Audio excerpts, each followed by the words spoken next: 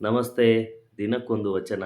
ಇಂದಿನ ವಚನ: ನೀ ಹುಟ್ಟಿಸಿದಲ್ಲಿ ಹುಟ್ಟಿದೆ, ನೀ ಕೊಂದಲ್ಲಿ ಸಾಯದೆ, ಎನ್ನ ವಶವೇ ಅಯ್ಯ.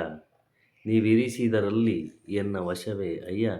ಅಕಟಕಟ ಎನ್ನವನೆನ್ನವನೆನ್ನಯ್ಯ, ಕೂಡಲ ಸಂಗಮ ದೇವಯ್ಯ. ಅಂದರೆ ಈ ವಚನದ ಭಾವಾರ್ಥ: ನೀ ಹುಟ್ಟಿಸಿದಲ್ಲಿ ಹುಟ್ಟಿದೆ. ನೀನು ಎಲ್ಲಿ ಹುಟ್ಟು ಅಂತ ಹೇಳ್ದೋ, ನೀನು ಎಲ್ಲಿ ಜನ್ಮ ತಗೋ ಅಂತ ಹೇಳ್ದೋ, ನೀನು ಎಲ್ಲಿ ಆಶೀರ್ವಾದ ಮಾಡಿಬಿಟ್ಟು ನಾನು ಅಲ್ಲೇ ಹುಟ್ಟಿದ್ದೀನಿ. ನೀ ಕೊಂದಲ್ಲಿ ಸಾಯದೆ. ನೀನು ಸಾವು ಎಲ್ಲಿ ಬರಬೇಕು ಅಂತ ನೀನು ಬರೆದು ಕಳಿಸಿರ್ತೀಯೋ ನನಗೆ, ಅಲ್ಲೇ ಸಾಯ್ತೀನಿ. ಯಾಕೆಂದರೆ ನನ್ನ ಹಂಗಲ್ಲಿ ಏನೂ ಇಲ್ಲ.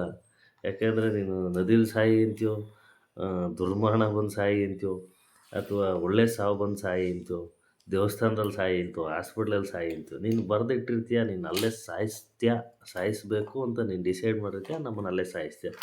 ಸೊ ಅದು ಎನ್ನ ವಶವೇ, ನಮ್ಮ ಕೈಲಿಲ್ಲ. ನಮ್ಮ ವಶ ಅಂದರೆ ನಮ್ಮ ಕೈಲಿ ಏನಿಲ್ಲಪ್ಪ. ನಿನ್ನ ಅದಿಂದಲೇ ಎಲ್ಲ ನಡೀತಾ ಇದೆ. ಇದರಲ್ಲಿ ವಿಶೇಷ ಅಂದರೆ, ಹುಟ್ಟು ನಮಗೆ ಗೊತ್ತಿಲ್ಲ, ಸಾವು ನಮಗೆ ಗೊತ್ತಿಲ್ಲ. ಆದ್ರೂ ಒದ್ದಾಡ್ತೀವಿ ನಾವು. ಎಲ್ಲ ನನಗೆ ಗೊತ್ತಿದೆ, ಎಲ್ಲ ನಂದೆ ಅಂತೇಳಿ ಒದ್ದಾಡ್ತೀವಿ. ಅದರಲ್ಲಿ ಅಕಟಕಟ ಅಕಟಕಟ ಅಂದರೆ ತುಂಬ ದುಃಖಕರವಾದ್ದು, ಮತ್ತು ಆಗಿರೋ ದುಃಖ ನೆನೆಯುವಂಥದ್ದು. ಯಾಕೆಂದರೆ ನಮಗಿನ್ನ ಪೂರ್ವಿಕರು ಭಾಳಷ್ಟು ಜನ ಗತಿಸಿದ್ದಾರೆ.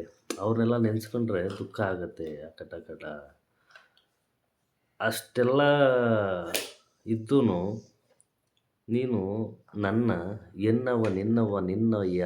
ಅಂದರೆ ನೀನು ನನ್ನನ್ನು ನಮೋನು ಅಂತ ನೀನು ನಮ್ಮನ್ನು ಗುರುತಿಸು, ಗಮನದಲ್ಲಿಟ್ಕೋ. ಅಂದರೆ ನೀನು ನನ್ನನ್ನು ನಿನ್ನೋನು ಅಂತ ಅನ್ಕೋಬೇಕು. ಅಂದರೆ ನಾನು ನನ್ನತನ ಬಿಟ್ಟಿರಬಾರ್ದು. ನಾನು ಅಷ್ಟು ಅಚ್ಚುಕಟ್ಟಾಗಿ ಬದುಕು ನಡೆಸಿರಬೇಕು. ಅಷ್ಟು ಒಳ್ಳೆ ರೀತಿಲಿ ನಾನು ಬದುಕಿದರೆ ನೀನು ನನ್ನವ ಅಂತ ನೀನು ಅಂತೀಯ. ಇಲ್ಲಾಂದ್ರೆ ಹೆಂಗೆ ಅನ್ನೋಕ್ಕೆ ಸಾಧ್ಯ ಅಲ್ವಾ? ಅದಕ್ಕೆ ನೀ ಎಲ್ಲಿ ಹುಟ್ಟಿಸ್ತೀಯ ಅಲ್ಲಿ ಹುಟ್ಟಿದ್ದೀನಿ, ಎಲ್ಲಿ ಸಾಯಿ ಅಂತೀಯೋ ಅಲ್ಲಿ ಸಾಯ್ತೀನಿ. ಬದುಕ್ತಾ ಇದ್ದೀನಿ, ಅದನ್ನು ಒಳ್ಳೆ ರೀತಿಲಿ ಬದುಕ್ತೀನಿ.